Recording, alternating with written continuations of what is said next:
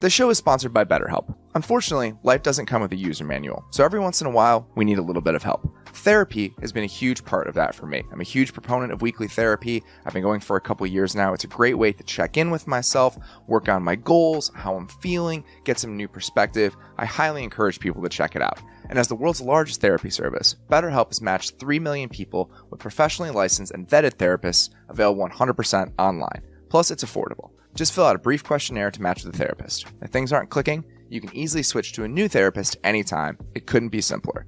No waiting rooms, no traffic, no endless searching for the right therapist. Learn more and save 10% off your first month at betterhelp.com/maze. That's betterhelp.com/MAYS. This is the Athletic Football Show.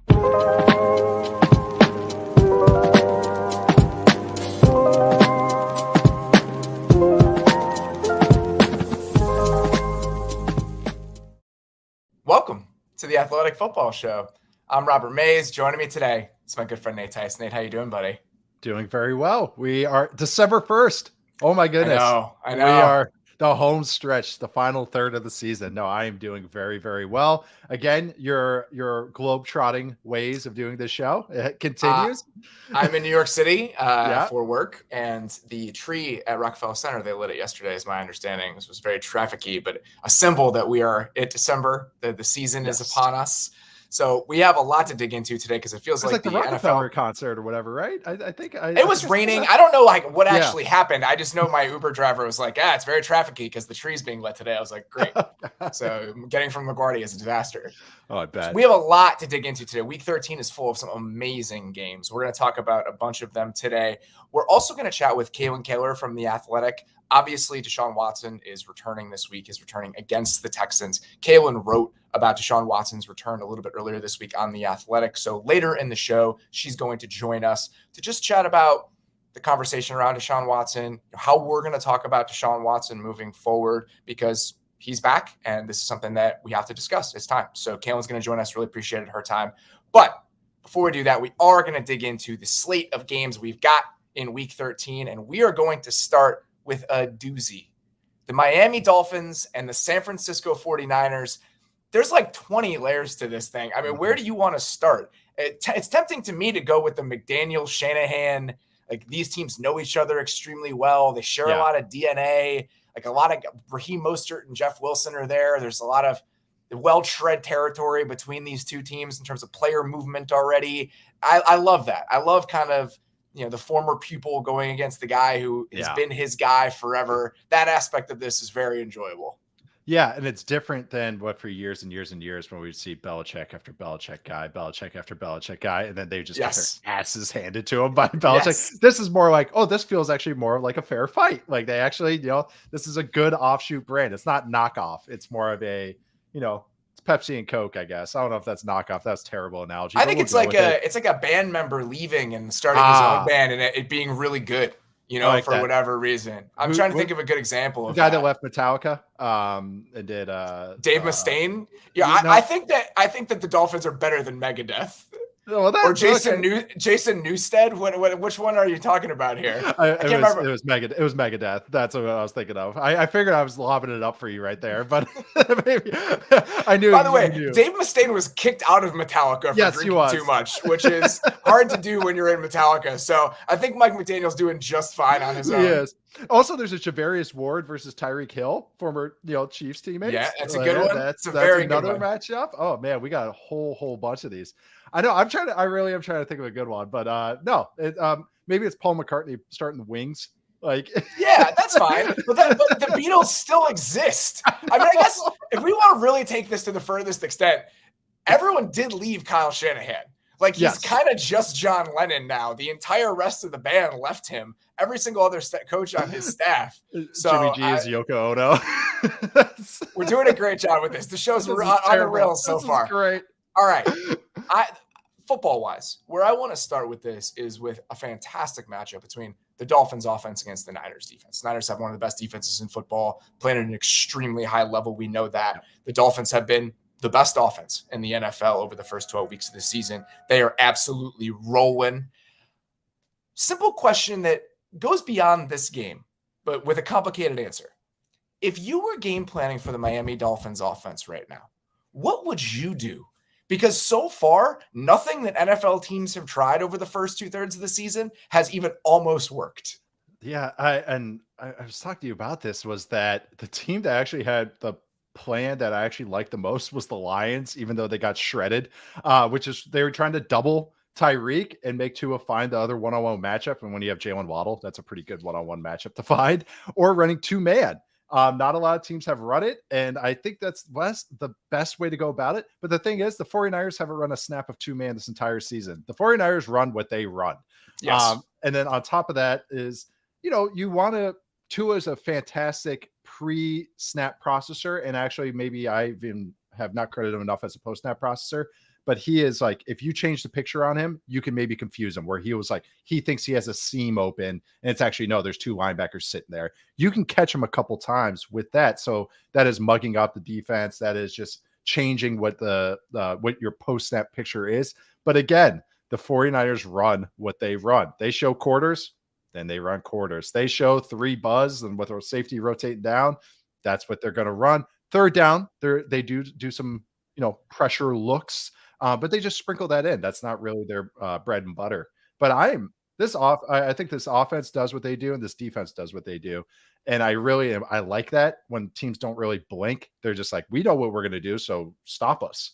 And that's what the 49ers do. That's what it's been a trademark of, now with Ryan's there, but it was Saleh before, and all those guys with maybe some Seahawk background from the Legion of Boom days, Ryan's is kind of a different from that, but he has some DNA there. Is they run what they run. They're just like, hey, we have good players. We're going to let them play fast. And we have this guy named Fred Warner manning the middle that I think can muck it up against Tua.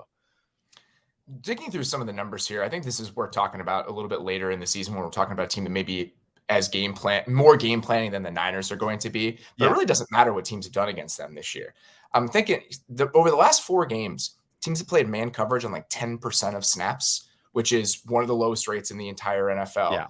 And so I'm thinking, man, should teams play more man? Just be willing to do it and willing to kind of live and die by it, even though you're terrified of Hill and Waddle. But you look at it, 0.29 EPA per dropback against man coverage this year, 0.34 against zone. He's dicing up whatever you do against him. Okay. You blitz him too. Like you can't really blitz him. And I was like, all right, so what about some drop 8 stuff? It's funny because we're going to talk about this a little bit when we talk about the Bengals and the Chiefs. Yes. It's almost like there's a Tyreek defense. So some of the stuff that the teams did against the Chiefs last year, which in the AFC Championship game, it's like, should teams adopt some of those ideas maybe against the Dolphins, even though it's a different team because Tyreek Hill is the one carryover? Yes. Against drop 8 this year, Tua Tagovailoa is 20 of 23 for 260 yards. He's averaging 11 yards per attempt. He's averaging over 10 air yards per attempt with the fastest time to throw in the entire NFL. Yeah. When teams drop 8 against him. You want to flood the coverage? We'll just throw it over the top. It is wild. And it is. The one thing I'll say, and again, I think this is a bigger conversation for a more specific game plan against a team that might be willing to do some of this stuff, like the Bengals were a good example. Yes. The Bengals didn't do a ton of it when they played in week 4, but I think that when we get deeper into the year, if a team's trying to throw a changeup, they're one of those teams. When teams drop 8 against the Dolphins, they're playing almost exclusively zone. Okay. It's like 75%. When the Bengals were doing all that drop 8 stuff against the Chiefs last season in the AFC Championship game specifically. Spoilers. Half man coverage. Yeah. Okay. So they're really trying. It's a lot of double. We're going to double your 2 best receivers, and then we're going to have extra bodies in coverage, and we're going to hope things get home and hope that's enough to muck it up for you. Yep. So I want to see a team do that to them later. This is not the team. The Niners are going to rely on what they do and the matchup advantages that they theoretically have. And I think those matchup advantages really shine in 2 different places, right? Yeah. Nick Bosa has been absolutely insane this season. Incredible. Okay. His counting stats, his pressure rates, everything is near the top of the NFL. The one I wanted to throw out that was bonkers when I looked it up, with Nick Bosa on the field this season, the Niners are averaging on defense 0.1 EPA per dropback. That would be 3rd in the NFL. Without him, they're 20th. When he's on the field, they have a 38.4% pressure rate, which I believe is the highest or second highest in the league with the Cowboys. Mm-hmm. When he's not on the field, it's 23.4%, which would be in the bottom third of the NFL. He has been an absolute game wrecker, and Teron Armstead is probably not going to play in this game. So if we're trying to stack up some matchup advantages personnel-wise that the Niners might have, that's where I'm going to start mine. Absolutely. That is the weakness of the Dolphins team. And Tua, that when I wrote in my article this week, the 30s article for the awards, bring it down Tua, it's like, yes, he gets, a lot of free looks with Mike McDaniel dialing up some great stuff, but he mitigates the biggest weakness of the Dolphins offense, which is their offensive line, and especially the interior, who get their asses kicked over and over. That's why they're not great running the ball consistently. And actually the 49ers are fantastic defending the run. I think they're first in DVOA. But then the other matchup, the other defensive player of the year candidate that the 49ers have is Fred Warner, who is just incredible to watch. And I think that's even more interesting because they get rid of the ball so quickly that you can mitigate a dominant edge rusher. But what the Dolphins want to do and where Fred Warner exists is a completely overlapping circle. It's strength versus strength. Nobody throws over the middle more than Tua. From 10 to 22 yards, he throws a quarter of his pass attempts are 10 to 22 yards between the numbers. The next highest is Marcus Mariota at 15%. Both play action heavy offenses that take advantage of moving up and down the linebacker. But the thing is, Fred Warner, who also leads all linebackers in passes deflected, but the other thing is what you want to relate him to. I've been trying to compare him to Rudy Gobert in the sense that he might not always get blocks, but he stifles a lot. Stifle power. That's a really good point. Yeah. It's like your field goal percentage at the rim against the Niners is not very good. Exactly. So from 6 to 15 yards, because the 49ers love playing quarters, which puts Fred Warner, who's moving up and down and covering all the high lows.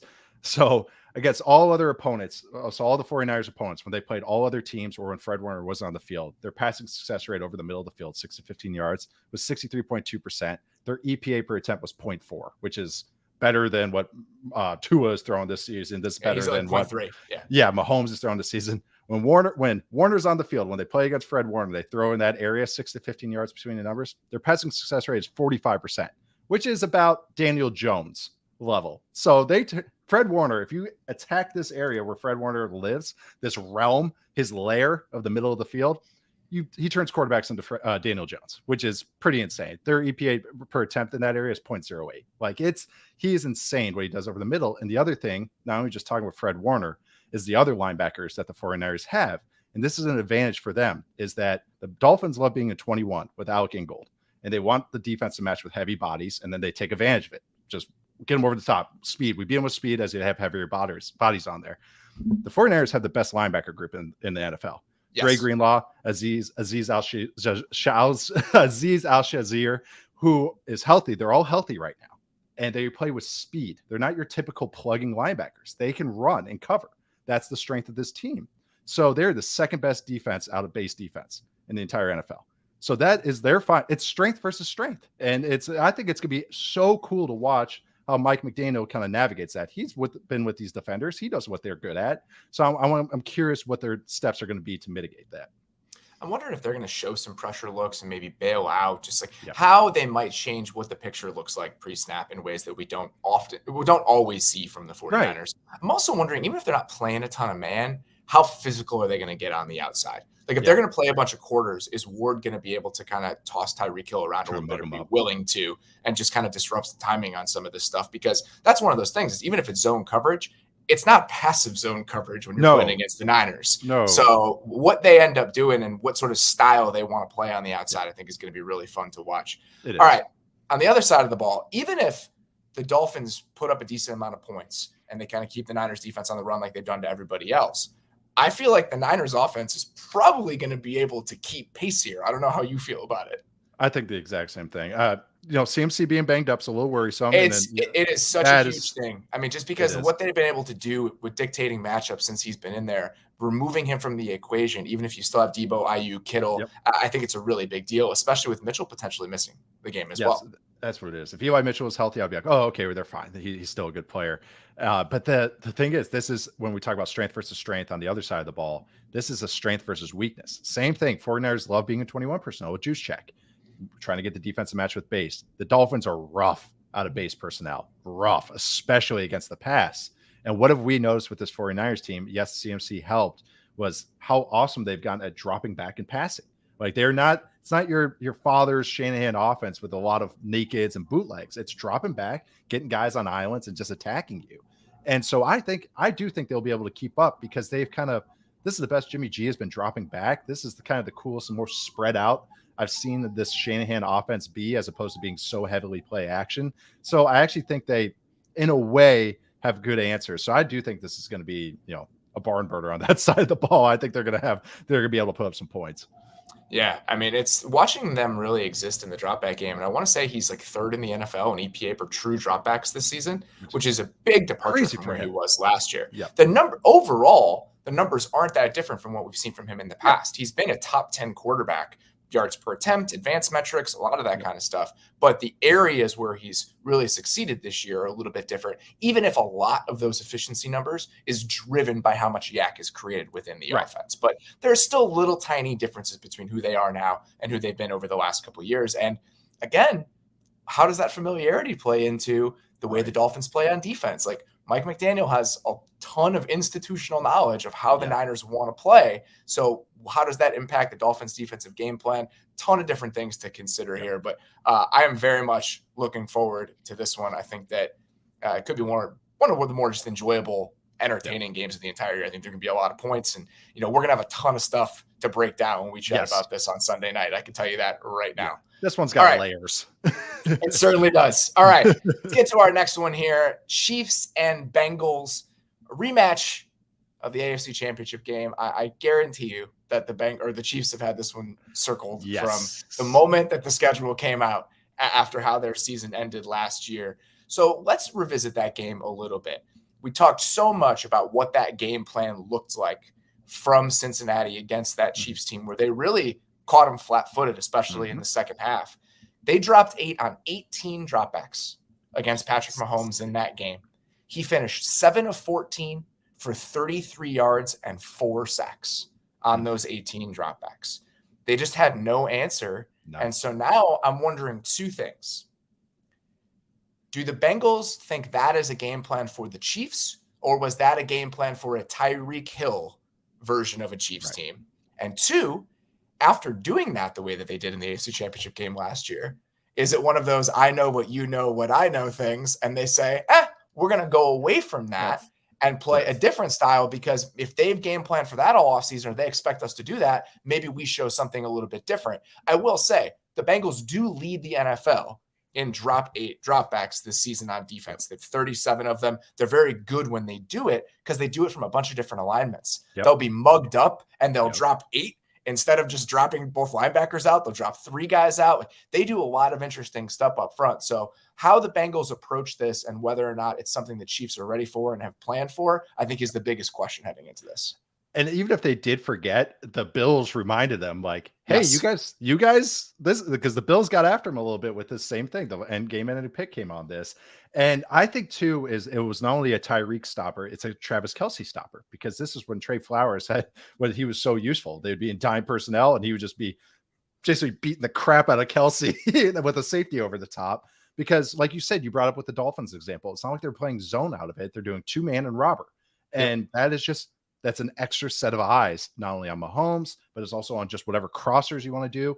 The thing that got the Chiefs offense, and this was my frustration at the end of the year last year, was they were just running so many RPOs, just stick RPO, stick RPO, stick RPO. And Mahomes, I think, kind of got a little lazy with it, in that he would just throw it to Hill or Kelce and just, let them go to work when they'd have these juicy run looks, like light box run looks. But the difference for Mahomes this year, and why he's been on an absolute warpath this year, is that he's willing to hand the ball off. It's funny that actually handing the ball off on these RPOs helps him throw the ball down the road, because he actually keeps the defense honest. So when you watch this team, especially last week against the Rams, was that there's a couple times when the Chiefs were running their RPOs, and the Rams, the Rams were giving him looks that where he could have thrown the RPO and he was still handing the ball off, and they were getting 5-6 yards a pop. The other thing too, and this is just the difference of this Chiefs team, is we've talked about is the 13 personnel that they've run, and they're getting more and more to it. This last game against the Rams was the first time that the Chiefs ran more personnel than 11 personnel, or other personnel groupings than 11 personnel. Interesting. it was the majority, and then the Chargers was almost the exact same thing. So I had it broken down. Yeah, okay. So they went 12 personnel, 43% of their plays, 31 plays. They were in 11 personnel on 30 plays. They were in 13 personnel on 11 plays. And then against the Chargers, they're in 11 personnel on half the snaps. They were in 12 and 13 personnel on 29 of the snaps. That is a big difference from the Chiefs team last year, which was just lived in light boxes and spread formations, or spread formations and light personnel groupings. And the other thing too, that I just have to, because I looked up these numbers, I got to share them. I'm going to just spew them all out and vomiting right here, is that the Chiefs have been running a lot of counter this year. And not only just running counter, but since the bye week, they've run counter 34 times this year. Last year, they ran it 39 times the entire season. Since the bye week, they've run it on 21% of their snaps. Before the bye week, they ran 12% of their snaps. They're leaning into it. Yeah. And why that matters is the Bengals love to play in bear and odd fronts. So counter is very good against that. It's almost like they've configured this offense to go, we're not letting the Bengals do what they did to us last year. That is kind of what this seems like. They actually are finding answers against other teams. They've been experimenting. Like we said last week against the Rams, they're toying with their food. Like they were just, it seemed like they were just like, we're going to try this out this game. Noah Gray and Fortson out there. Kelsey's not on the field. And guess what? They passed all 4 times they did that. Like they're just really trying to like tweak what they got. So I'm really excited to see what they lean into in this game. Recording this episode during rush hour in Manhattan was an interesting decision as we get into urban podcasting here. So the running element of this, these numbers are shocking. Okay. So I just looked this up. DJ Reader comes back last week. Yes.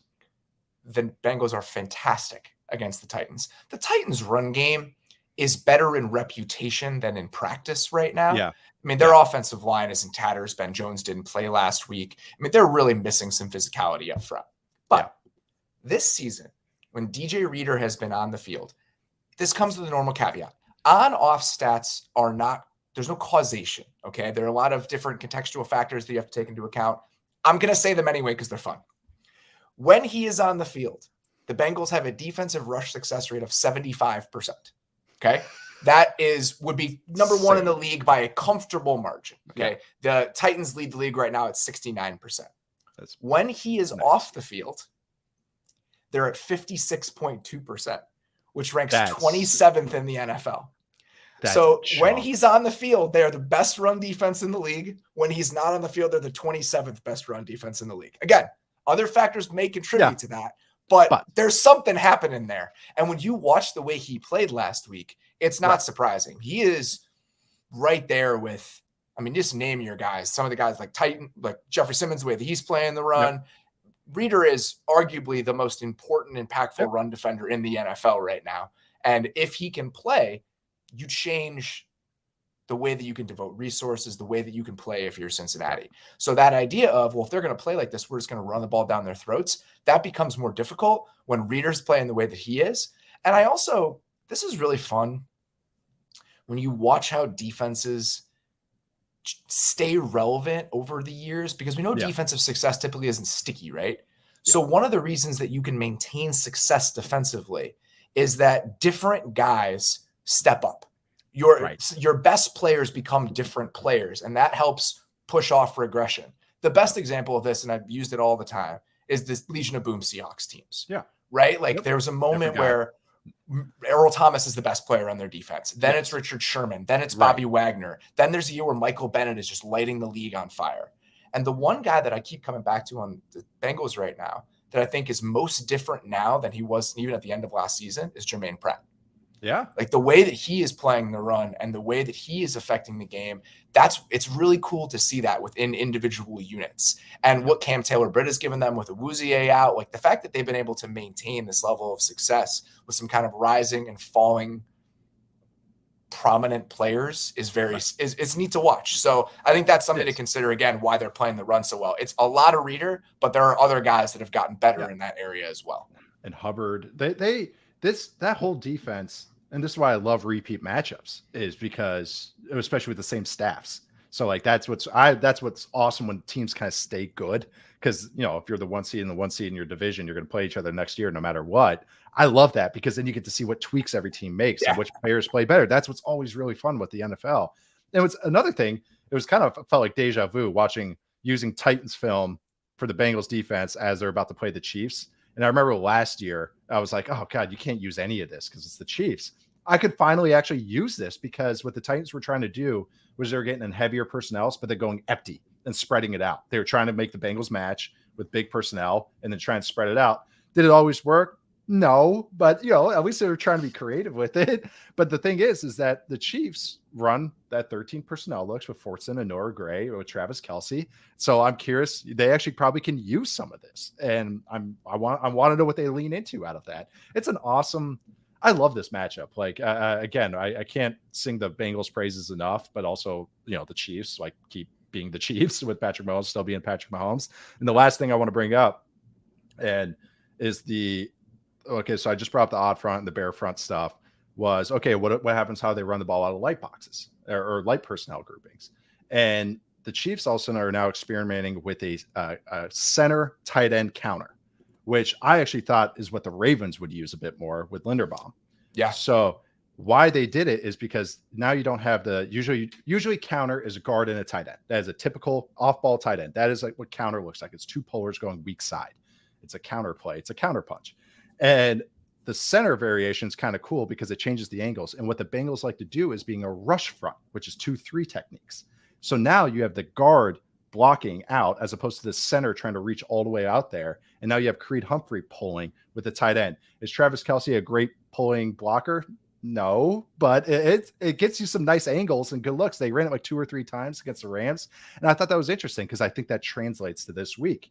So it's awesome. I think this matchup is going to be really, really fun. It's going to be another game, I think, on Sunday that we spent about a half hour talking about because I think there's going to be just some really cool stuff. One other guy you mentioned that I think is worth throwing out here again, Trey Flowers was important to the matchup last year. I mean, what he can do to Kelce in man coverage. When he's on the field this year, they run man coverage 40% of the time.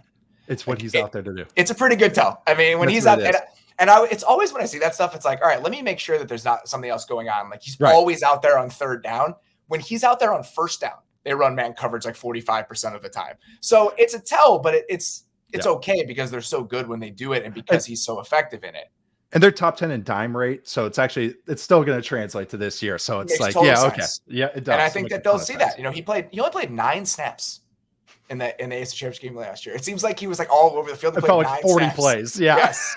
And so, but those 9 snaps become really important because a lot of them are on third down and they're not afraid to play man coverage against this team. They weren't afraid to do it last year when no one was doing it, but now everyone's doing it. So Lou Anarumo is one of those coaches now where I want to see what his plan is for the best offenses in the league. Yes. Every time they play, I'm like, what's he going to do? Because I think he probably has one of the best plans. Yep. That is where he's at right now as a defensive game planner. So I cannot wait to see what that looks like. It's totally different than, and we're not like saying that's good or bad. It's like totally different than the 49ers discussion. 49ers run quarters and 3 buzz and a couple pressures. That is what they run. The Bengals run everything. Like they change it. Like that's what's so cool. He's one of the best game plan coaches in the league at any offense or defense. And I agree. He's become one of my more favorite watches of any kind of like game plan coaches. And one of the things now that they can do, I was talking to him in training camp and the continuity that they have said, we're going to get to a place this year where we're going to be able to run stuff we didn't even practice during the week because we feel so comfortable with the guys. Yeah. And maybe now it's a little bit different with Taylor Britt out there, but I still think that ability where you have guys that are so entrenched in the defense and have played with each other to such an extent in the back seven. I mean, most of these guys outside of one outside corner, they've stayed relatively healthy and they know each other at this point. They know what they're trying to do. So if you can, in the middle of a game, just be like, all right, we're going to tweak this. Like, you know how many teams and defenses have the ability to do that? Where they didn't even practice it all week? It's very rare. Like you just don't see that very often. And I think that they've gotten to a place now where they're comfortable doing something like that. Yeah. All right, let's get to the other side of the ball very quickly here. Jamar Chase is back. And we're already excited about where the Bengals offense is and how they've played over the last month or so. And that hasn't really included him. So I still feel like they're rolling. They're one of the best offenses in the league. They've been one of the best offenses in the league this season. The version of it is more sustainable. And now they're getting back one of the most explosive players in football. So we could be in for a little bit of a fireworks show on Sunday, I think. I think so too. And it's the Chiefs defense is way better than it was last year, but it's still not like great. Like, it's and it's fine. It's fine. And, and Spags is, when we talk about game plan coaches, he's one of the better ones, but, we are still in week 13. We're not in January yet. But, Nick Bolton and Willie Gay are are playing well, I think. And I think also, having Reed back there as opposed to Tyrann Mathieu jumping at Chase's shoelaces. I'm never going to stop bringing that up because it's actually hilarious watching like Tyrann Mathieu what do they say? Choose violence, choose non-violence. Non-violence. Choose non-violence. And so that's, he was the Peace Corps. Like that is what he did. So it's also nice to get McDuffie back and have him be a part of this. The fact that they're getting a little bit closer to health, and Karlaftis had one of his better games of the season last week. Coming along. You could do that against this version of the Rams offensive line, but it was still nice to see him pop a little bit. And that's what I was going to say, is that they're doing, the Chiefs defense is better, but then the improvement of the Bengals offense is better. And now they're getting Chase back. So that is kind of they both have an uptick, but it's going to be interesting because this Bengals team, as we keep emphasizing, it's not as reliant on explosive plays. And the way to get after a Spags defense and a Chiefs defense is, yes, hit those explosive plays when he gives it to you, but punch him in the mouth or jab him in the mouth over and over and over. And that's what this Bengals team does so much better this year than last year. All right. That's all we got. We're going to take a quick break, and then we're going to be back with a couple specific side of the ball matchups.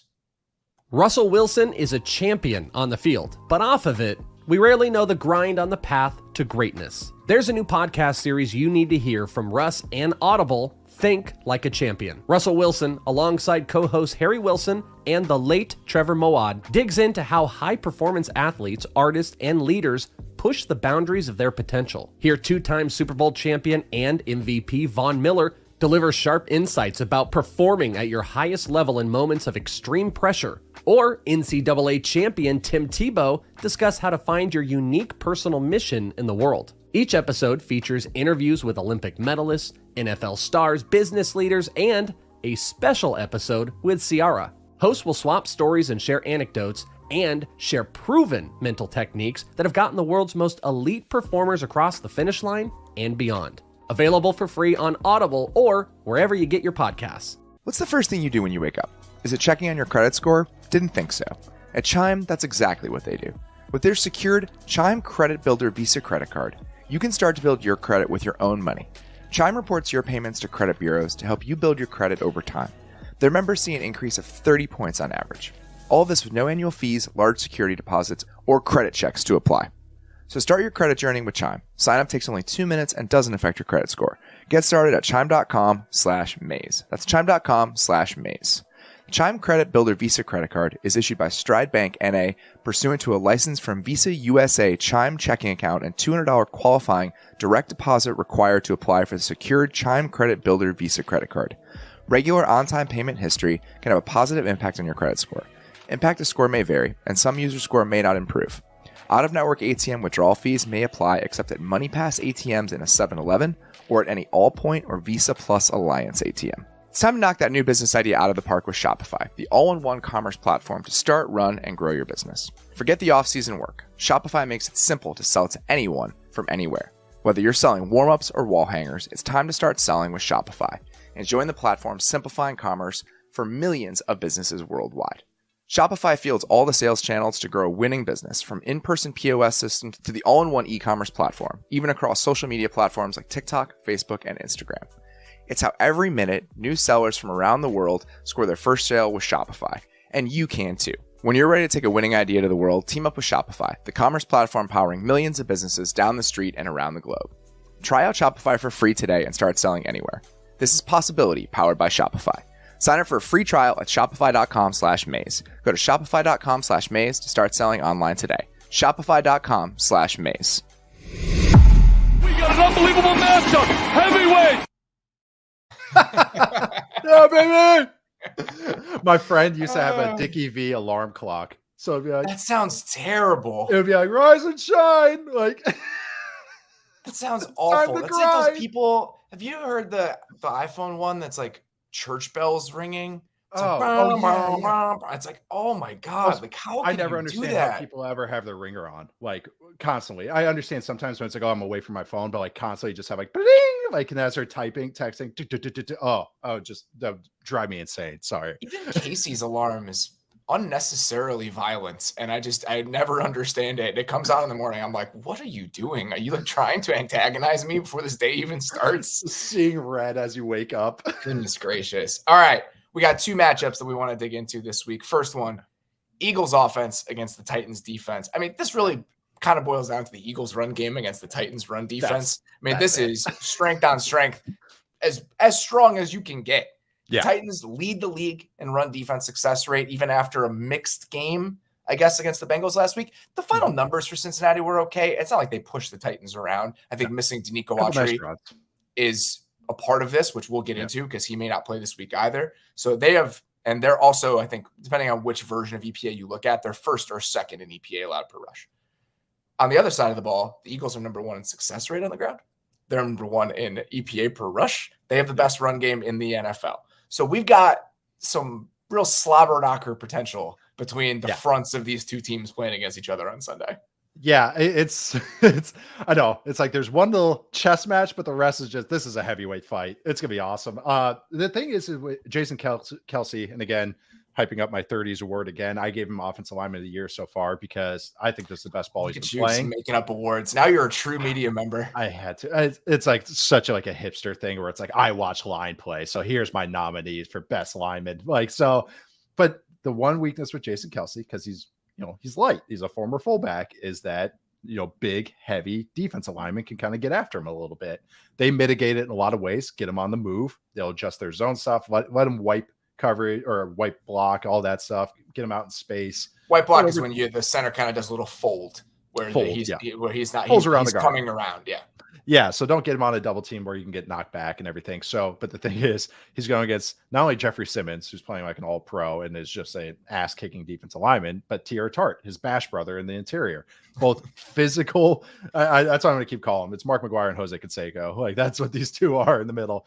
And I think they actually match up well against it because the Eagles, they'll do some zone read stuff, and some slide block with the RPO and get the tight end out in space as well to like lead for Jalen Hurts. But they like to run at you. They do duo really well. They like to just blunt force you right up the chute. But the Titans are fine with that. And on top of it, they have David Long, who reads the game extremely well, and he stays clean because their defensive linemen are so good. So he stays clean, can read it well. So I think we usually hear chess match between like what Fred Warner and Tua. We hear the chess match in the passing game. This is a chess match between run defense and a quarterback that runs the ball. Like, I actually think it's going to be really interesting to watch David Long and how he's going to read and react to this game. And if you want to understand why this matters, watch the Eagles against the Jaguars earlier this year. And this is why Devin Lloyd is no longer playing. That was the start of it. Because watch what the Eagles did to Devin Lloyd, and watching a rookie linebacker go, oh God, where do I go? And there's Miles Sanders, there's Jalen Hurts out in space. This is the opposite. This is a smart and physical Titans defense that I think is going to be a really fun matchup. Watching what the Colts did to the Eagles a couple of weeks ago, where they have a really sound plan for how to defend all of those read option plays, where it's we're going to crash down, we're going to force him to keep the ball, and we're going to scrape over the top. And I don't know. I would assume, based on the success that the Colts had, that the Titans are going to have a similar plan. But it goes back to that Lou Anarumo thing. I want to see what the Titans' plan is for the Eagles' run game. Like, what is our best answer for how they're running the ball right now and how they create numbers for themselves? So it's a really, really good one. Again, the Danico Autry side of this, worth considering, because what he can do on the edge as a 270-pound defensive end and just controlling one end of the line of scrimmage is huge in the Titans' ability to defend the run, and there's a chance he may not play again this week. Yeah, and that's this Titans defense. We've talked about it. They like to push the pocket and push on the quarterback. Jalen Hurts takes advantage of a lot is if one defender messes up their pass rush lane, it doesn't keep contained, he punishes it over and over, usually going to his right. It's really funny. He's like Zoolander. Going to his left, he's just like, I can't throw the ball going to his left. It's really but it's funny. You can look at the stats, watch the eye test. He's completed like 2 balls when he scrambles to his left. It's really funny. But going to his right, he's devastating.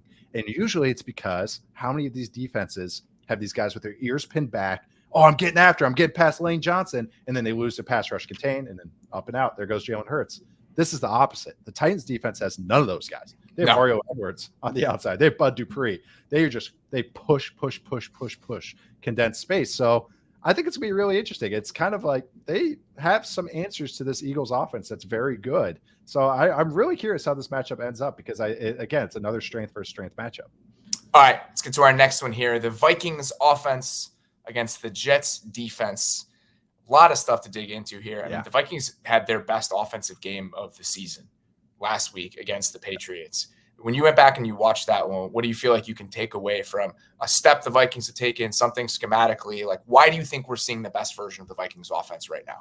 They not only because of TJ Hawkinson's there, what having TJ Hawkinson does is now the Vikings are using 12 personnel more than ever, which makes a ton of sense. From weeks 9 to 12, they're using it 20% more of their snaps. And then last week against the Patriots, they were in pro personnel, which is 21 or 12 on 41% of their snaps against the Patriots, and which is a huge contrast from what this offense was doing in the first 8 weeks, which is like, oh, we're going to be Diet Coke Rams and run 11, have KJ out.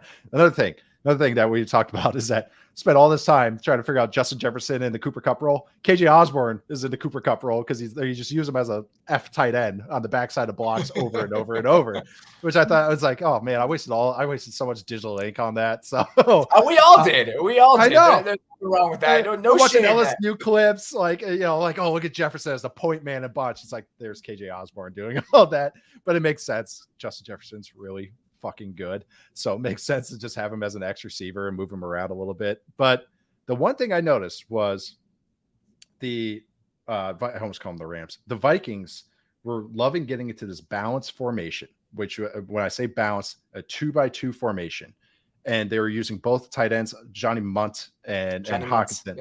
Yes, off ball. I didn't have it written down, so I was like, okay, what's his name? Off ball. Or they would do that 11 personnel with KJ Osborne as basically a second tight end. And they were running tempo. And they were making the Patriots match with base defense. And that's why I think this is really, really interesting, is because the Jets defense, when they are in base defense with 4 DBs, is when I say base. Sub is 5 DBs or more. They're 23rd in base defense by EPA on first and second down. They match. If you're in 12 or 21, they match with base defense, and they're not that good out of it. And why that matters even more, they are extremely good out of sub personnel. When they are in nickel on first and second down, they are first in EPA per play. So that is where I think the Vikings team has kind of tweaked in their. I think they're getting into more. We're going to go 12 for about a third of the snaps. We're going to go 21 about 20% of the snaps, and then we'll be 11 the rest of the snaps. And I think that's a good formula for them. And I think we really saw it against the Patriots team, and I think that's going to translate against this Jets team. I also think that, I don't know if it's Hawkinson's presence or just is a coincidence that defenses have really started playing the Vikings a little bit differently coverage-wise, and Kirk Cousins has started playing a little bit differently. So weeks 1 through 9, before Hawkinson got there, so weeks 1 through 8, okay, the Vikings were seeing man coverage on 34% of dropbacks, which was the 6th highest rate in the NFL. Since he got there, so weeks 9 through 12, it's 26%, which is 13th in the NFL. So 8 percentage points drop, which I don't know if that's simply because he's there, if it's a difference in the amount of personnel, 12 personnel. The Cowboys and the Patriots. I mean, those aren't. And that's why I didn't think it was some sort of coincidence, because playing the Cowboys and the Patriots during that stretch, sometimes that can be skewed. You're playing one team that plays. You play against You play against the Vikings, and all of those numbers get skewed because they don't play a single snap of man. But New England is in there, so I don't think that's the case. So that's one thing to look at. And then the other one that is truly shocking, okay? So weeks 1 through 8, Kirk Cousins is averaging, he's 37th of 40 quarterbacks in air yards per attempt. It was like 6, like under 6, okay? Only 12.9% of Kirk Cousins' throws in weeks 1 through 8 went at least 15 yards in the air. 12.9. That was 39th among 40 quarterbacks in the NFL. That's gotta be low. 39th, okay? Weeks 9 through 12, 24% of his throws are going at least 15 yards. It's double. They are taking double the amount of intermediate shots as they were over the first 8 weeks of the season since TJ Hawkinson got there. That 24% is 8th in the NFL. So he went from being one of the least aggressive quarterbacks in the league over the first 8 weeks of the season to now being one of the 10 most aggressive quarterbacks in the league consistently over the last month. And you can feel that. When you watch them, that's what was so frustrating about them. I can't remember which week it was where we talked about them, but I'm just sitting there. I watched the Dolphins game, and it was the week after that probably. And we were expressing our frustrations just about how mediocre the Vikings felt. And that, to me, was the biggest problem on offense. It's like there's just no ambition to where they're trying to throw the football. And when you have Justin Jefferson and you have a passing game that we expect a lot more out of, it was frustrating to watch. And now the fact that they're willing to push it a little bit, it's like, oh, shit. Like, I can get on board with this. And then when you combine that with having a guy like Jefferson and you watch the Patriots game and he's just all over the place. Right. He's in the backfield. He's in motion. Right. He's in orb motion. They're lining him up in the backfield, motioning him out to a bunch. They're just doing so many different ways to get information and potentially hide him from any sort of cloud corner, whatever you want to end up doing. So I'm curious now, what is the Jets' plan for him? Right. You know, are you going to cloud his side every single time you're in zone? You're going to put sauce on him every time you're a man? How much man do you want to play? How much man are you comfortable playing? Like, those are the questions that teams are going to be faced with now there's more than one or more than two reliable pass catching options, because that has changed the way the teams are playing against the Vikings. That's it matters so much, having 2 to 3 weapons in your offense, and not everyone has to be a Pro Bowl all pro type. Just having good, solid players. Adam Thielen, TJ Hawkinson, Justin Jefferson's a pretty damn good 3 receiving weapons, as along with Dalvin Cook in the backfield. And that you have answers, because if you run zone, okay, we can find a guy that will get open, or man coverage. We have Justin Jefferson, who can beat pretty much anyone. I think it is really interesting because the Jets, and I did not watch the Bears game. Throwing that game. You're good, out. buddy. But yeah, I watched the Patriots game, and I watched the game before that. Is that Sauce lines up on the offense's right. That is, Sauce Gardner is playing all pro level corner right now. He lines up on the offense's right almost every snap. This is a Seahawks DNA defense. Yeah. Ulbrich and Salah, that's what they do. That's the Richard Sherman thing. That quarterbacks throw to the right. They're right-handed. They throw that way. So it makes sense why they do that. They run quarters and man coverage. And then, so if you know that, I'm watching this game plan, and I'm game planning to see, I'm Kevin O'Connell, I'm watching this. I think we see a lot of Justin Jefferson on the left. I think that's how, like you said, they are getting creative and moving them around. You saw the glimpses of it in the red zone with this Vikings offense. And it's like, oh, okay, you're getting creative. Oh, this is cool. You're understanding how defenses are using Jefferson, and you're popping open Adam Thielen on stuff. So I think we're going to see a lot of Jefferson on the left.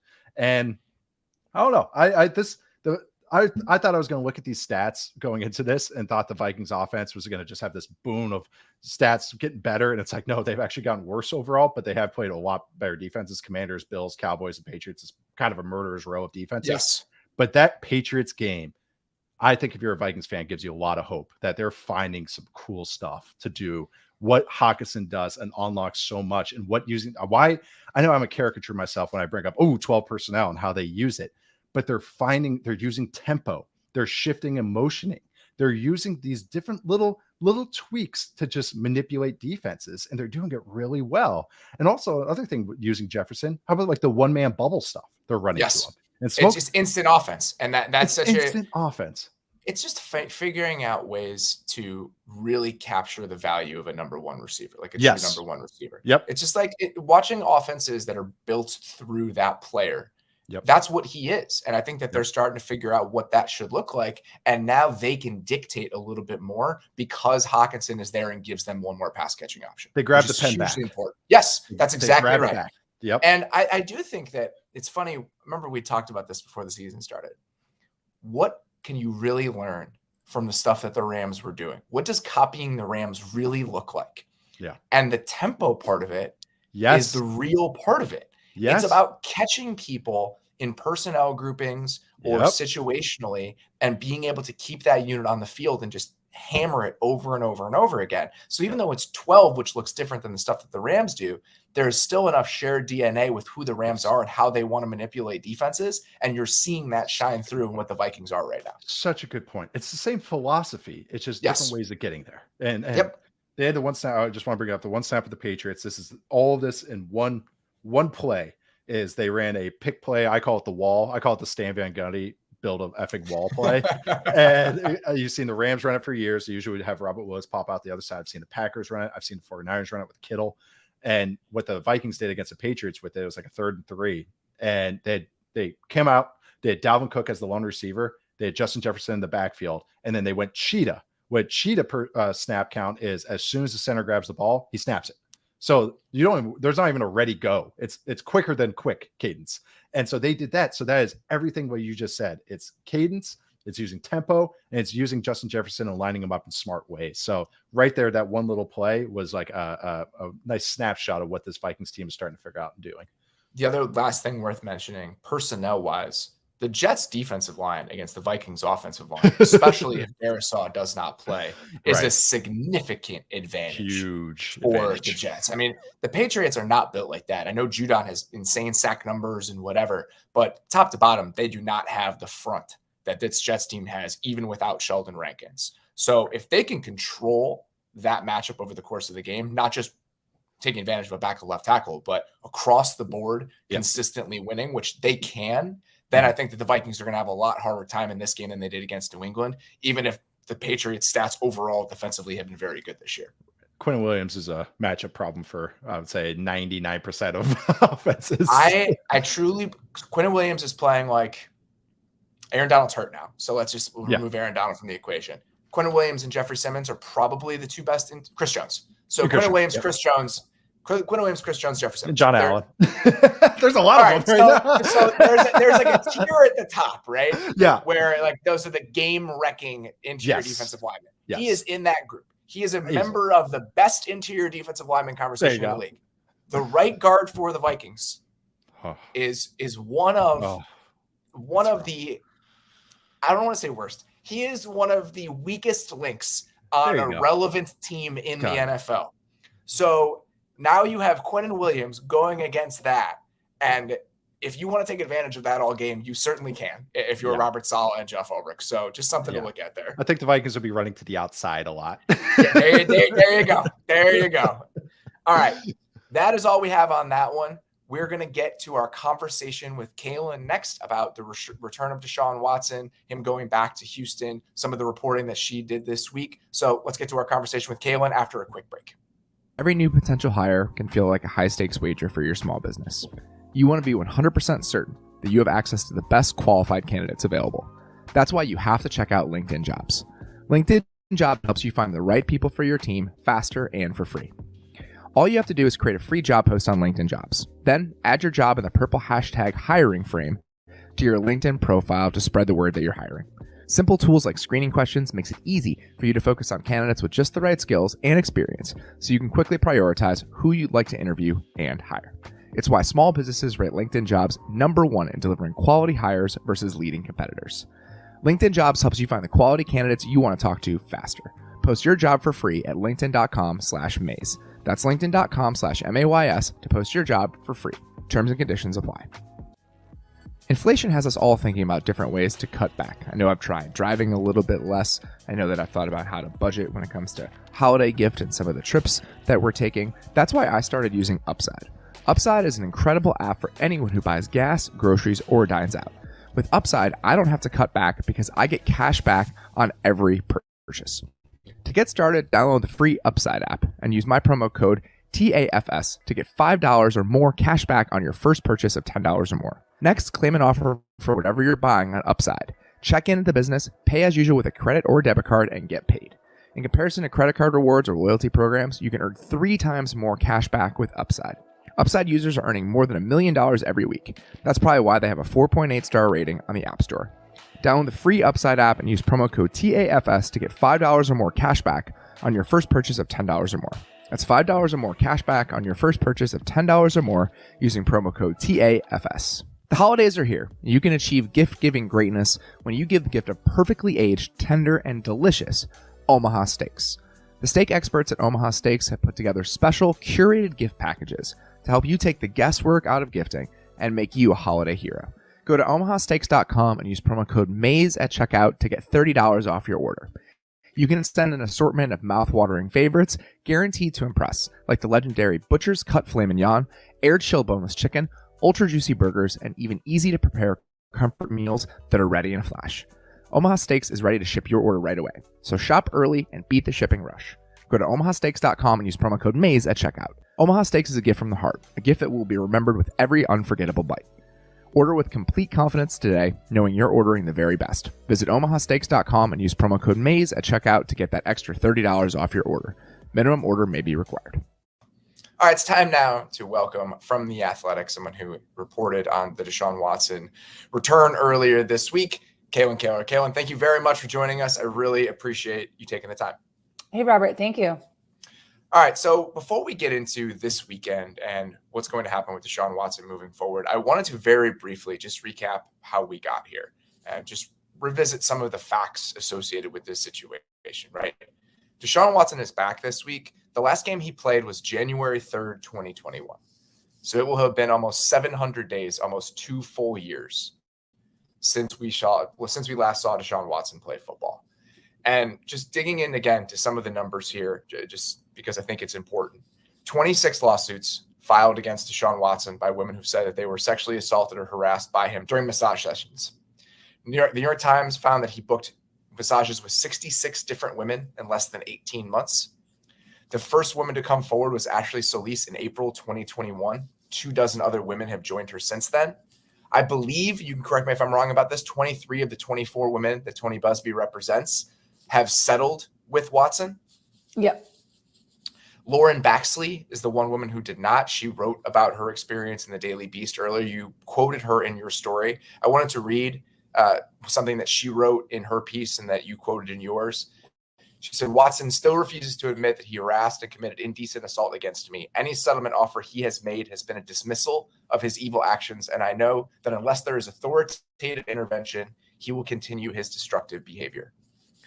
Along with Watson's settlements, the Texans have also settled with 30 women who sued the organization. The New York Times has reported that someone from the organization provided Watson with an NDA, and the team arranged for him to have a membership and accommodations at a local Houston hotel and club. Through all this, 2 grand juries decided in Texas not to move forward with criminal charges. After that happened, teams in the NFL moved forward with their pursuit of Watson. Ultimately, the Browns gave up numerous first-round picks and more and elected to give him a fully guaranteed contract in the realm of $250 million. The initial suspension from Sue L. Robinson, the third-party discipline officer from the NFL, was 6 games. She said that his behavior was egregious and predatory, but also classified that the allegations against him were non-violent sexual contact. The league appealed the suspension. Ultimately, they settled with the PA on a ruling that gave him 11 games, a $5 million fine, evaluation from behavioral experts, and a treatment program, which the league must have believed that he met all those requirements if he's being reinstated. The last time that we heard from Deshaun Watson, which was shortly after a scripted apology he gave before a preseason game, he told reporters, I have always stood on my innocence and always said that I've never assaulted anyone or disrespected anyone, and I will continue to stand on that. Have I missed anything, or do you feel like that is a proper summation of how we've come to this point? I think that's proper. I think the only key thing that I think is really important that I would add is a distinction where after the Browns traded for him, he has faced 3 more lawsuits after that happened. So to think that the Browns really did an investigation here, GM Andrew Berry said publicly when they traded for him that he was confident in Deshaun, the man. So to think that they really did work and knew everything that Watson is being accused of, it's kind of a joke or they were fine with knowing he was going to face more civil lawsuits. I don't know. I mean, either way you come down on that, he's been sued 3 more times since the trade happened. So that I think is an important distinction because to me, I keep thinking like this story is not over and I don't know where this story ends, but I don't think that we're at the end of it just because he's served his suspension and he's coming back. There may be more lawsuits to come. There, as you pointed out, there's still there's 2 active lawsuits at the moment because the most recent one came in October. So there are 2 active civil lawsuits against him right now. The one you pointed out with Lauren Baxley, which is one of the original 24 women that Tony Busby represented. And she's the only one who didn't settle among that group. Her stance is the same, that the next thing for that case would be to set a hearing date, to set a trial date and move forward. So I think we can expect that, barring any change in Watson's camp that would, satisfy Lauren and lead to a settlement. I think we can expect that one to actually, see a courtroom, which is for me kind of exciting because I'd like to see how this actually does play out with a jury, with both sides present. And we get to hear both sides of the story because the grand jury proceedings are very, very, very quiet and private. And not a lot has come out as to what happened inside those proceedings. You wrote in your piece today, the lead of your story, I really appreciated. You said that not writing about Deshaun Watson during the 11 weeks of his suspension has been a relief. And I think that a lot of people in sports media and that cover the NFL would share those feelings, but maybe wouldn't express them. And I want to talk about how we're going to talk about Deshaun Watson, both in a general way as people who discuss the NFL and specifically on this show. You mentioned that Andrew Berry and the Browns said that they did their work on Deshaun the person. And I've said this multiple times in relation to this situation, and I'll say it again. The Browns made a bet, and multiple other teams made the same bet or would have been willing to make the same bet, that they were going to take their medicine initially when they made this decision. They were going to have to take the public flogging that was going to happen, and eventually they would get through it. Deshaun Watson would start playing again, and people would forget. They would start talking about him solely as a football player and what he was doing and what his on-field accomplishments looked like. That's the bet that they've made because other people and other organizations about other players have made a similar bet in the past, and they've usually been proven correct. So Deshaun Watson will play again this weekend. He will play against the Texans, which is just, it's incredible that that's the timing that ultimately ended up happening. And when you're watching him and when you're ultimately going to start talking about him again and trying to compartmentalize or contextualize or weave together these two ideas of what he is as a football player and what he's doing and the ways that we should talk about and remember everything that brought us to this point, how are you going to try to balance those two things? Yeah, it's really hard. I mean, I don't think the right answer is to completely ignore him and refuse to watch him and go on strike, because the reality is he's going to be there for a long time. And, based off of his previous play, he may face a little bit of rust in the early stages, but I do think he's going to return to form, and it's going to be hard to ignore him as a figure in the NFL. So I think it's just, remembering and not ignoring all that happened. I think, I don't know if every reference needs to be, and he faced this many lawsuits and these were the allegations and he also served his suspension. I don't know if that's hard to sort of include in every single reference to him. It definitely is. Yeah. But I do think maybe at the top of conversations or, once in a story, it's worth including that, because at least for this year in particular, because it's still very fresh. And like I said, I don't think the story is over. And he does, the reality is he does have 2 lawsuits that are still active against him. So if anything, I think it's worth bringing up those 2 lawsuits because those are still happening right now. And one is very recent. So he's not out of the woods. It may seem like he is completely out of the woods because the NFL has approved his return to the Browns and he will be playing quarterback on Sunday, but he's really not out of the woods. So I would say, bringing up those 2 lawsuits, I think is important. And it's probably something that I'll do if I end up writing about him. If, the Browns make a push in the late half of this season. And yeah, I mean, I think a lot of the stories from Sunday's game are going to be very much about all of, as I said in my piece, the only word I could really describe it with was saga, but that it's not even a proper word. Yeah, there isn't a proper word. I don't know what the singular noun would be right. to describe what's happened. It's crazy. There's no word for it. So I think a lot of the stories on Sunday are going to be very much about that and not much about football, especially because I'm sure the Browns will handily beat the Texans, which are one of probably the worst team in the NFL right now. And just, a good a good opponent for the Browns to face in Watson's return because it's probably a guaranteed win. So I'm assuming on Sunday, a lot of the stories are going to be about how we got here, kind of the conversation that we're having. I think all the stories from Sunday are going to have that context, but then I think the week after that, it's going to be gone. And I don't know that it should be gone necessarily until, as I said, there is an end to this, but it's weird. I don't know how to like put an end date on it. I don't know when it ends.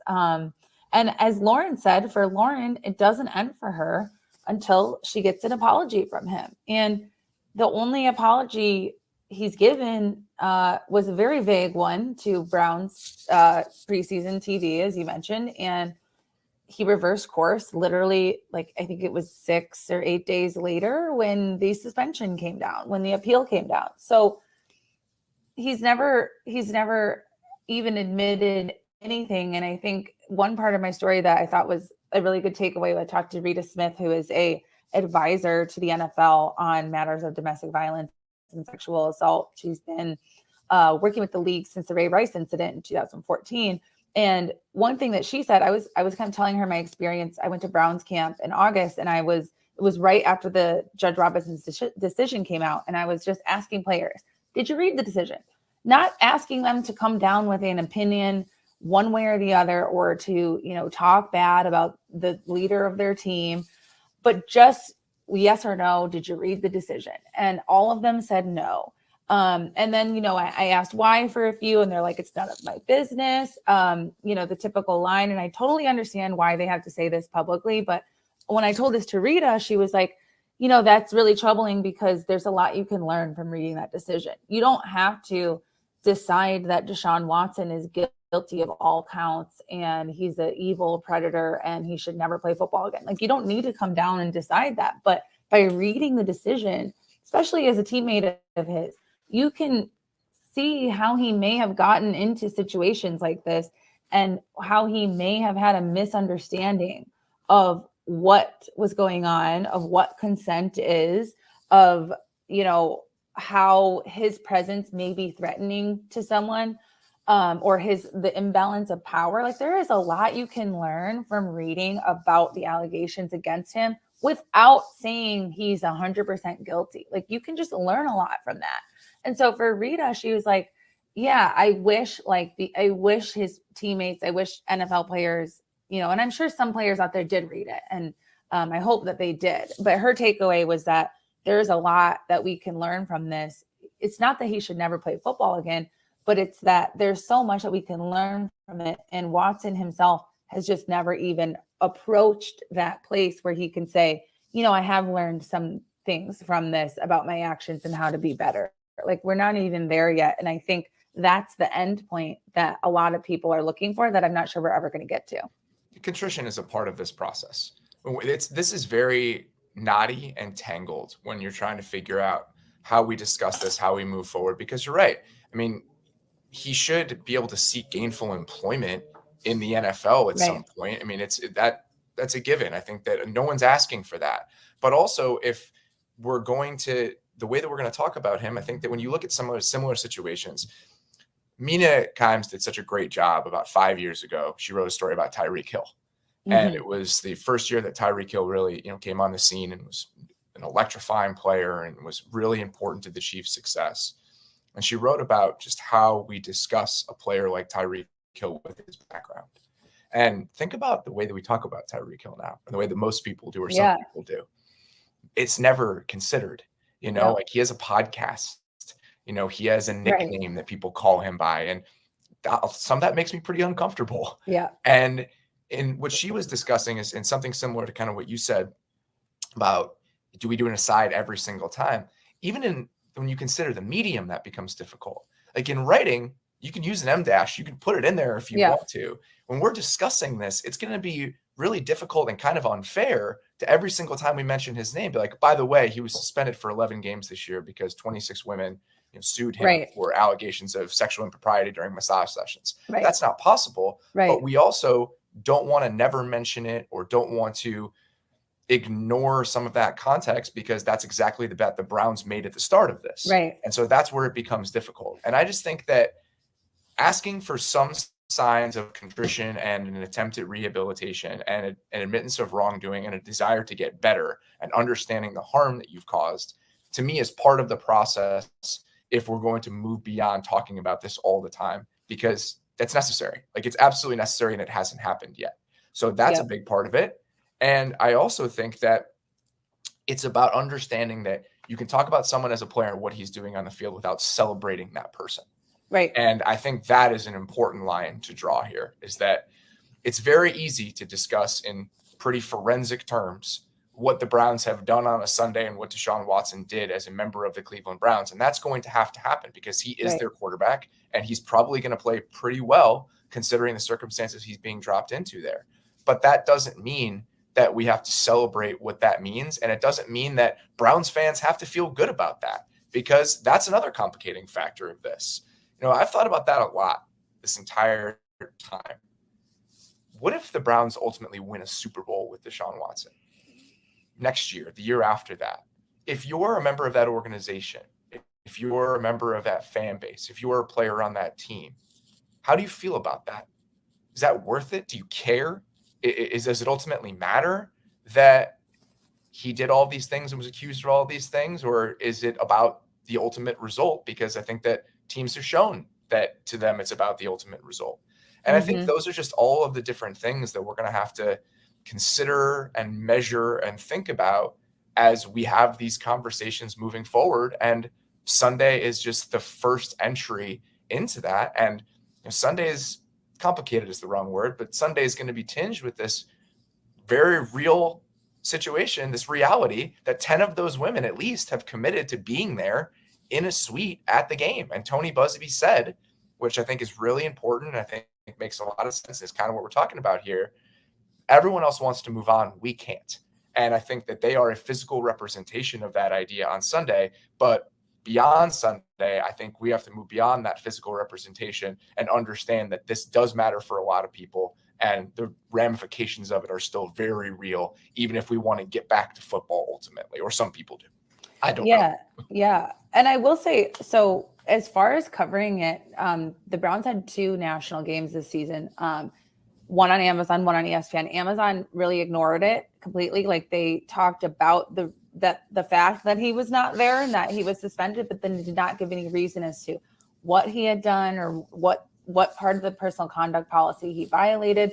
So they kind of talked around it. ESPN did a really good job when they were on Monday Night Football later. They really laid it out specifically. They said the number of lawsuits. They said massage therapy sessions. They specifically said exactly what he did in maybe like 2 sentences. So I thought that was a really well done by ESPN of just like not kind of talking around it, but just being very specific and getting it out of the way and then kind of moving on with the conversation. So I thought they did a really good job. And then I will say too, like, as you pointed out, the women being at the game, I reported that on Tuesday, and my mentions were absolutely insane. People, first of all, the amount of Browns fans who have paid for Twitter Blue is astounding. It's like the Venn diagram. What is it? A circle. So anyways, so my mentions were crazy. No one could understand that. And so I'll just say right here, like, if you have trouble understanding why women who sued Deshaun Watson, who accused him of these things, might want to go to the same place that Deshaun Watson is at, it's simply a display of power is what it comes down to. They want to be there so that, you know, they never had a day in the courtroom because they settled with him, because they were, most of them have settled with him, but they want to show up because it's in their hometown. Number one, it's in their town. He's coming back to their city. So Busby had a suite. He invited them. He is not forcing any of them to come. This was if you want to come, you can come. 10 of them have expressed interest in coming. You know, the rest have not. And, you know, that's not how they cope. But for some of these women, this is part of their coping process. And they want to be there and see, you know, just to be present and to take a little bit of that power back. So I just want to say that for the record, because there was a lot of people on Twitter who could not understand and somehow took the fact that the women would be going to the game as a sign that they are lying and it's all a money grab. And then I'll just say one more thing too about like feeling like there hasn't been any closure and about how hard it is just to kind of move on from this. I think we saw, not only did we see Watson not express any contrition or like willingness to learn about how he got into this situation, but we also didn't see any of that from NFL teams. And I had a club executive who was very familiar with the trade market for Watson, who expressed to me his frustration over the fact that so many of these teams who were interested in him, so many of the decision makers just really wrote this off as a fetish. Oh, we all have our fetishes. This is just his. So as soon as he didn't face criminal charges, it was just, okay, yeah, we're all free to go after him. It's a green light. Yeah, there's no other problems here. We're just going to go get him. So that was something that to this executive was very frustrating. And he felt like he was alone in being concerned about what Watson had done. And that really surprised him, because I think he probably felt like we were in a place now in 2022 where there have been so many instances of domestic violence and sexual assault in the NFL. And the NFL has put resources and money towards trying to be better in that area. I think he thought we would be in a different place and that this would matter more to decision makers in the NFL. And the reality is it didn't. Kalyn, I really appreciate the time.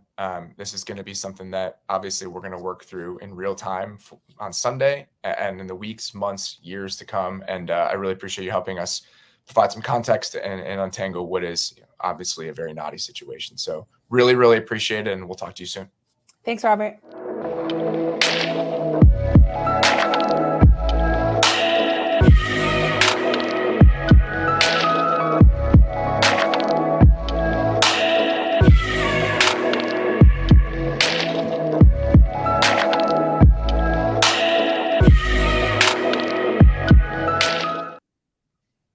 All right, we're back. We have one more game that we want to talk about, and then we're going to get to fourth screen and get out of here. We're going to skip picks today because of the conversation with Kalyn. The show's run a little bit long. We will tweet those out, so there's a record of them.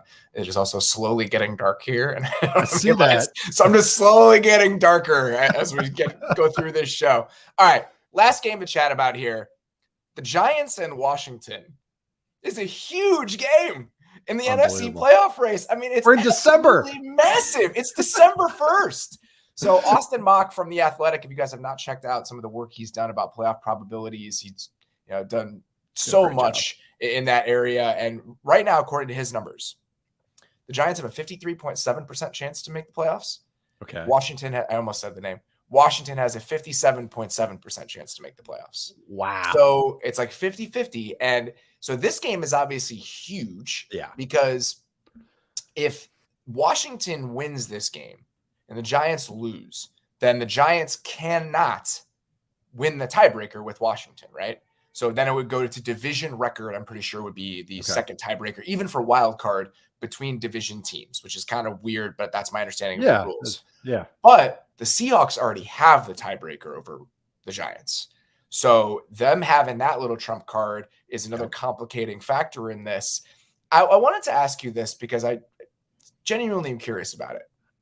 Who do you think it's more important to make the playoffs this season? Like for the state of their franchise, the Giants or Washington? Washington. I think so. I think this is all house's money for New York. I think I know, but it's so hard to tell yourself that. It is. Especially when you're in the building too. Like you're yes. Like, you see that play. Imagine being a quality control coach and you get a bonus that's basically 1/3 of your salary. Like if you make the playoffs. Oh yeah. You don't want to hear about, we're rebuilding. We got to wait another year. Like, no, let's make the playoffs. Let's make a run, buddy. I think that's also true. And also, I've talked to coaches about this in the past, just about what it means to have some instantaneous success. And obviously, it hasn't really mattered for Washington. They made the playoffs in Ron Rivera's first year, and it's not like it's been great there since. But talking to people like in LA, right, when they made the playoffs that first year under McVay, and some of the autonomy that creates for you as a staff, right, when you're going to ownership and you can just be like, we want to do this. We want to revamp X area of the franchise. When you win 10 games in year one, sometimes that sell can be a little bit easier.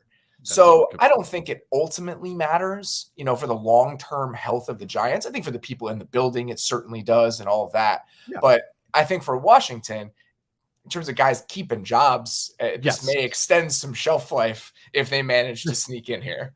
They didn't trade for Carson Wentz to rebuild. That was a push move. Yeah. At a weird time to do it. That the fact that the backup's playing better. No, the other thing too, that's such a good point, especially with ownership. Everyone thinks every owner just writes a blank check. No, not like that at all. Bill Belichick is able to do what he does because Bob Kraft gives him a blank check. He goes, oh, yeah. You sure? You want that? Yeah, sure. Oh, you want this? Oh, you want to keep 20 guys on injured reserve and we'll pay injury settlements? Yeah, sure. We'll do that. It does give you credibility, especially with the staff. But you need to earn that. You need to earn that capital. You have to earn it.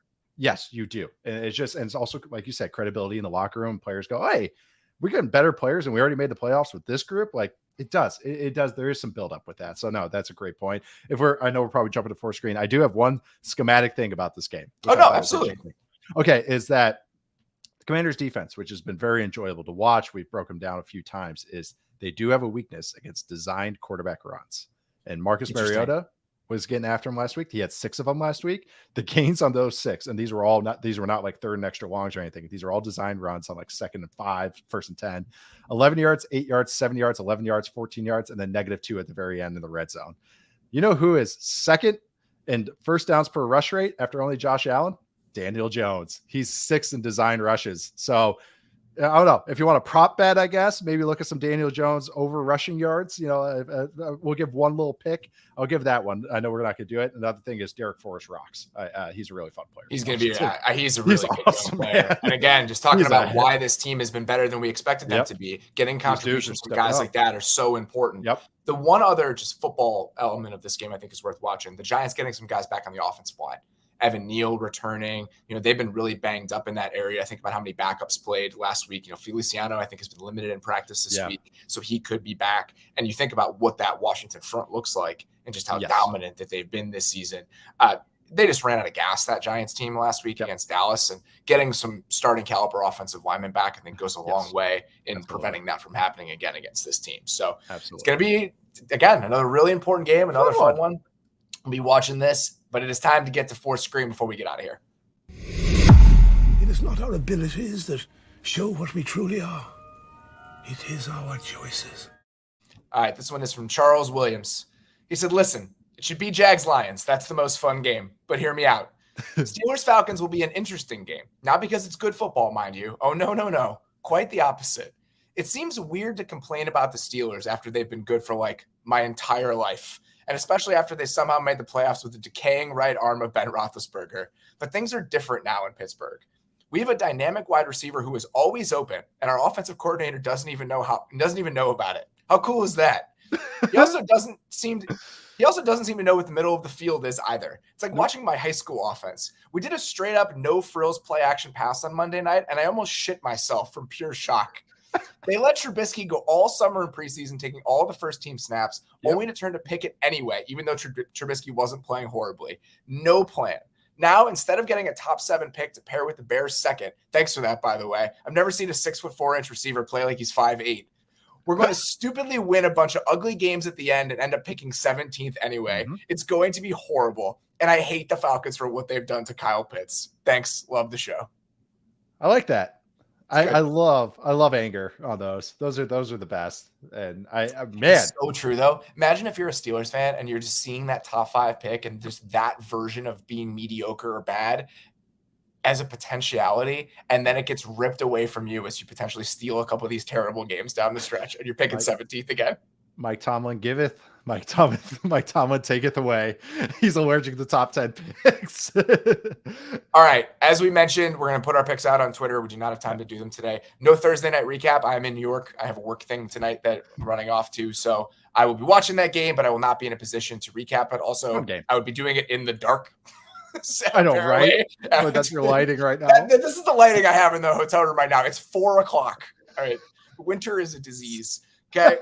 So please, if you have not subscribed to the YouTube channel, you can do that in the description of the podcast below. If you're watching this on YouTube, obviously you know where to do it. Please subscribe to The Athletic, theathletic.com/football show. We will be back on Sunday night to recap week 13. I want to thank Kalyn again for her time and everything that she provided to the show today. Really do appreciate that.